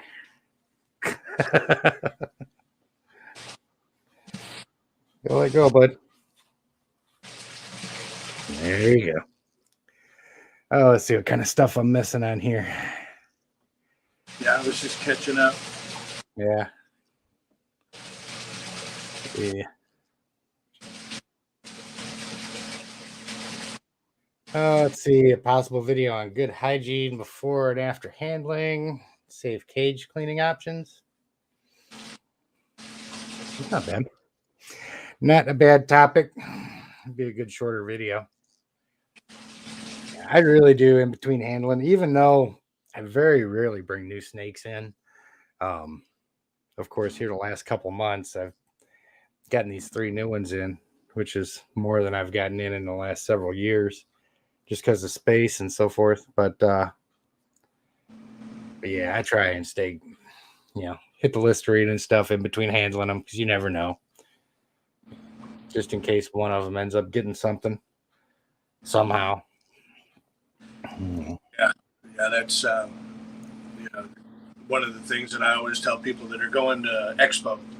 If you have reptiles, when you come home, throw your clothes directly into the wash and jump right in the shower before you go anywhere near your animals. Yeah, Fear, I've fought them a couple of times. Don't like it. Is mites. That is, it's not a huge issue, but when you get them, it's a huge issue. yeah. Yeah, I've had the only mites I ever had is my berm years ago when I got my male berm. He was infested, and I had to seclude him and treat him in the enclosure and stuff. Got him away. I've only had one recurrence of it since then, and that was a couple months ago. I looked in and I seen like 2 or 3 of them where some of the eggs had come back, and then treated them, and a week later they're all gone again. But once you get an animal that's got them, I don't know that there's any way of ever completely getting rid of them completely. The only thing that I found that works is permethrin, Mhm. and I do permethrin 10. Permectrin is the brand name from Bayer, and I will do on the boas and adult snakes. I will do a 2% and soak them. just spray them down, Yeah. and then wash them off in a couple of days. And I spray I prophylactically spray the floors and walls down here. That way, if anything floor, it's dead. And with having baby snakes, that's the tough one. It's oil, paper towel, substrate, change the water every day, change the substrate every day. I spray rag down with permethrin, but I won't touch them with it because being young, they soak everything up. So it's a neurologic issue, and I've heard some nightmares about it, so I just keep it completely away from the babies. Right. Yeah, I'm gonna have to look around and see if I can find pictures of my berm when I got him. God, he was in bad shape. I mean, it's not like he was starved or anything like that, but like I said, he was infested with mites, really dirty. By the time we got him cleared up and got his first shed out of the way, man, it looked like an entirely different animal. Yeah, that's the Morvalo, green tree python. I'm still working with him. I don't think I've got any chance, but I'm gonna try. When he had a couple of stuck sheds and was dehydrated beyond belief. And green tree pythons are hard to bring back from dehydration. I found that out real quick because you can't put them in a water tub and let them soak. They absolutely flip out. So what I did was I just filled the bottom of the enclosure with orchid moss, soaked, and then once he got shed, then I put a couple of great big containers in there with water and caught him down at night drinking a few times. It took about a month to get him back in and rehydrated and the sheds off because no way I was helping him shed any at all. You just basically had to keep him hydrated enough and moist in there so when the next shed came off, he took everything with it. So. Right. Yeah, I keep moss. 2-3 inches of it in the bottom of my green tree enclosure. He's got his water bowl in there and then the moss, and then every couple of days I'm in there misting him down. Just I spray him down every day because he's not real keen on going to the water bowl. He's either under his radiant heat panel or he's outside. Down here and watched him. He doesn't even really stretch out to go across. He just kind of circles and goes across to the cool side, and that's where he stays. Yeah, this guy back here, you can't really see him right now because he's in the back, but so his hot spots in the top and the back of the enclosure. But he's a gregarious little shit. Just about every morning when I come down here, he's spread out over across all those things. And what locality is he? Is he at Aubrey? Yeah. That's I wish. That's why. Morvalo was a rescue. I was going to take him in no matter what.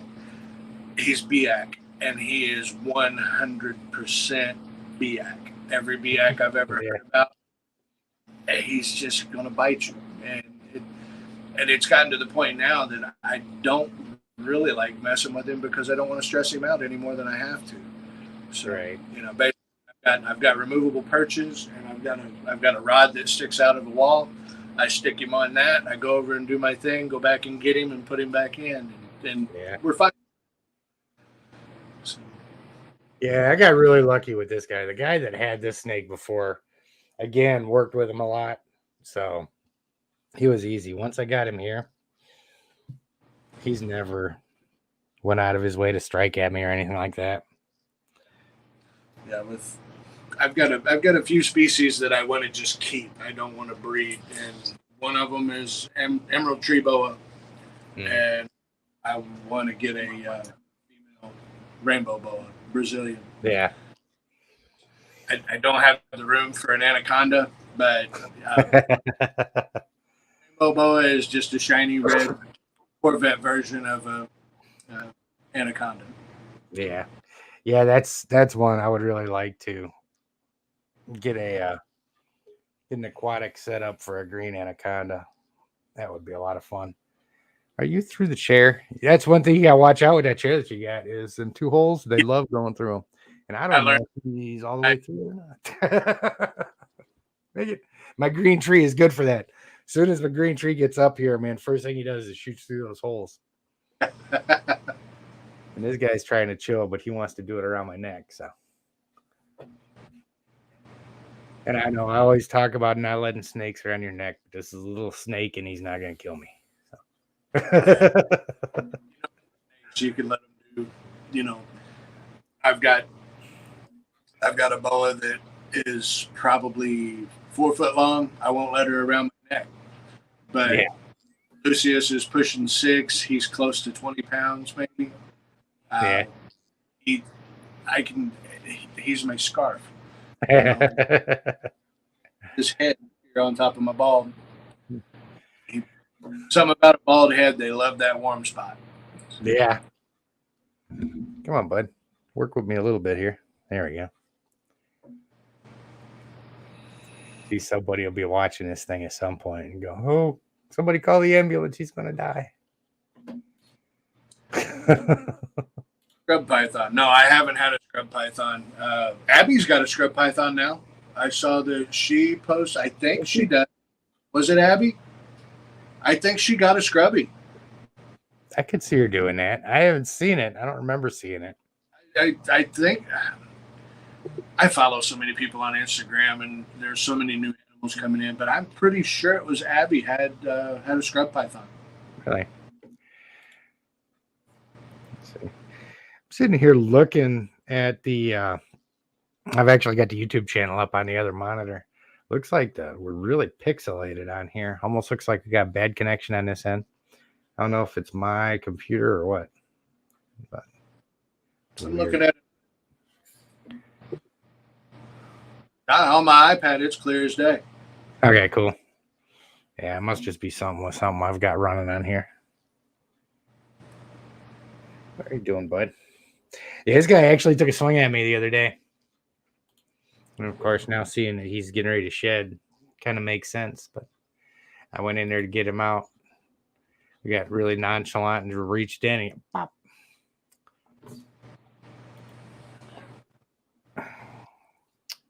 Didn't you? I'm trying to be a shithead. Comment about careful getting it all over. If it'll kill the bug, it can kill you. Yeah, I'm real careful with it.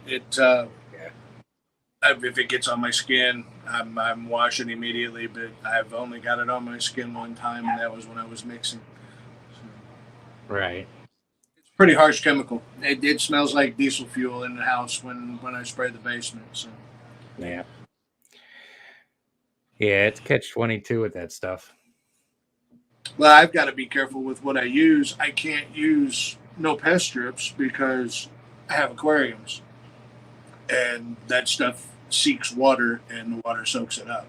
So, with the permethrin, it doesn't mess with the fish at all. Right. One day I will have a fish room and a reptile room in the outbuilding, and that'll change the game. Right. What are you doing, bud?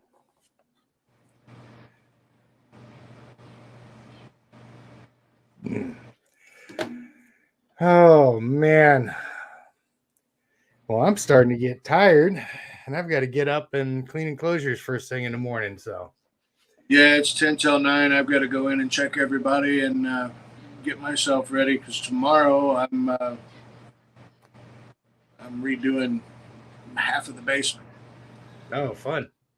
I just went and bought some new tables to put the retic tubs on. Oh, cool. And I'm actually getting ready to gear up. I'm gonna start building their big enclosures down here. And I got to build a tortoise table for the little Russian tortoise we took in. Oh, cool. Yeah, that's one thing I think I'm going to try and do before, or if I can catch 1 or 2 more warm days. Aubrey's got some Aldabra tortoises over there. I'd kind of like to go over there and get some video of those. Talking about why you got to be careful getting big tortoises because they will bulldoze through your walls. Yeah. Even a 150 pounds will absolutely wreck a house. I watched a video not long ago. Somebody had it in a spare bedroom, and they heard a bunch of racket, and it was in the closet, and the door wasn't even open. It went through the drywall into the closet. Right. Well, I mean, these hollow doors that they put in most of the houses now, anyway, man, they're going for the cheapest doors you can find. Those things will go through that like it's not even there. And it's one thing about Russian tortoise. He's almost full grown, and he's probably that big around. Right. Yeah. Yeah. Aubrey was telling me something unique about those. I guess the Aldabras don't really dig as much as the sulcatas do. He says a lot of times the Aldabras will go up and they'll kind of like bump up against an obstacle and then just walk it, whereas the sulcatas will hit it and they'll just try and go through it. Yeah. A lot of times. But either way, I mean, it's crazy because I was walking through, or it was actually the last reptile expo that we did where we set up the educational stand. There was this one kid walking around in there, had a Nile monitor and a sulcata. Both looked like those were the only things that he got. And I'm like, man, you got two of the most responsibility heavy animals that you could possibly get. Oh, kid. And he's not a 9 out of 10 chance he's not prepared for it. Yeah. I've got a pipe tongue. I don't want to be that Karen that walks around the expos going, you know what you need to do for that thing?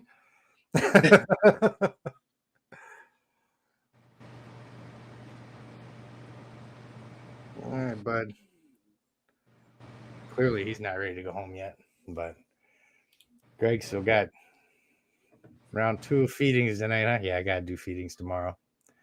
Yeah, tomorrow nights I feed half of my adults one week and half of the adults the following week, and babies every feeding. And tomorrow night's one of my busy nights. Yeah. Last week was feeding my big snakes, so of course cleaning now. It's that time, and I feed some of my smaller ones get fed every week, some of them every 2 weeks. So yeah, it's always something different. I try to go with give them a couple of days after they relieve themselves to give their digestive tract a chance to chill. Right. Yeah, there's some folks I know, especially with the bigger snakes, feed them smaller meals more frequently. But like my 70, 80 pound snakes, I'll feed them a 7 or 8 pound rabbit, and then they're gonna go either 2 to 4, sometimes 6 weeks before they eat again. Yeah. Well, 10% is what I've heard is really good, and then you let that pass through, and here we go again. Yeah, because my female will put on weight like a champ, man. Every time if I feed her bi-weekly for a couple months, I can start seeing her chunk up. Yeah. So I got to knock her back. All right, bud. You ready to go home? All right, man. Well, yeah, like I was saying earlier, I think I'm going to try and do this every Saturday just for shits and grins, see who jumps on. I know everybody's all out at Tinley this weekend, so there's. Yeah. I've been watching all the posts come across. Right. I was going to drive up today, but this is my first weekend that I've had, really good downtime available. So I figured I'd stay home and hang out with the cold-blooded clan. Right. Well, I'll make sure I get in touch with you when I go up to see my kid, or if I'm on my way up. I need to get up to Mike Stefani's place at some point too. I've been saying I need to get up there for about 2 years and haven't done it yet. Yeah. It's just a long ass drive, man. Yeah, we were talking about Tinley, St. Louis, like 2.5 away from me. So that's one spring. Tinley, I'm going to try to go up. When we do any of the NARBC stuff, I like to stay on site, get the penthouse suite, and, right. do the weekend upright, Exactly. All right, man. And guys, I'm going to put him away and call it a night. I'm glad you jumped on. Yeah, we'll do it again. I'm gonna, like I said, once I get everything streamlined and I know my know my way around it, I'll end up doing a couple of lives myself. So Yeah, as soon as you get some stuff on, we'll get on to a video or something, like some kind of collab or something to kind of get it pushed out a little bit. okay, appreciate that. Don't have a huge channel yet, but it's enough to get a little bit of attention. So I haven't even broke 100 yet. So we can get you to 1,000 pretty quick, I think. that would be great. That would be great. Yeah. And all I'm waiting for now is for somebody like Kevin McCurley to call and say, "Hey, man, I'm going to push your channel up a little bit." Just give me about 50, 100,000 of your subs, man. It'll be good.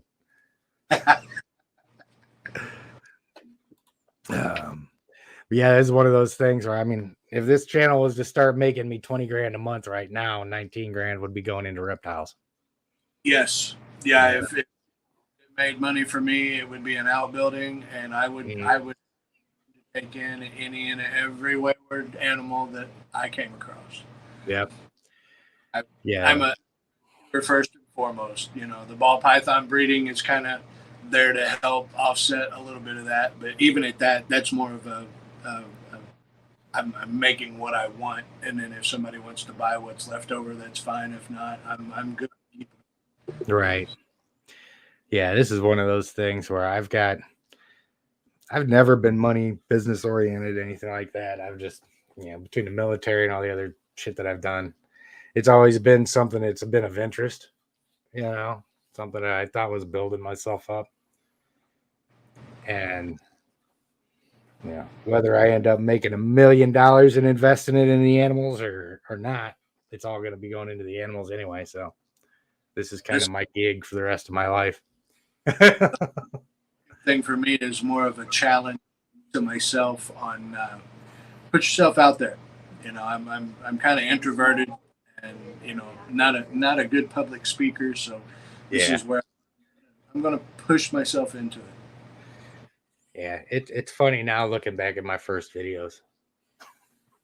Well, all of my videos minus the egg cuttings, and I think I've got a couple of voiceover videos somewhere in the past. Right. It was just a couple of weeks ago that I put my face on YouTube for the first time. So nice.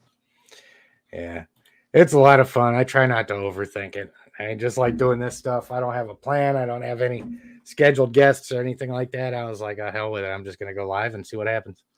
Yeah. Makes it fun. Yeah. Every time I do, it turns out okay. And I end up being on 2 hours again without having any idea what I was going to talk about. So that's one thing with reptile folks. You always find something to talk about. Right. There's never any shortage of stuff. So, all right, brother. I appreciate it, man. It was good talking to you. Hey, thanks for inviting me on. Absolutely. We'll definitely do this again. Yes, sir. All right, man. You guys have a good night.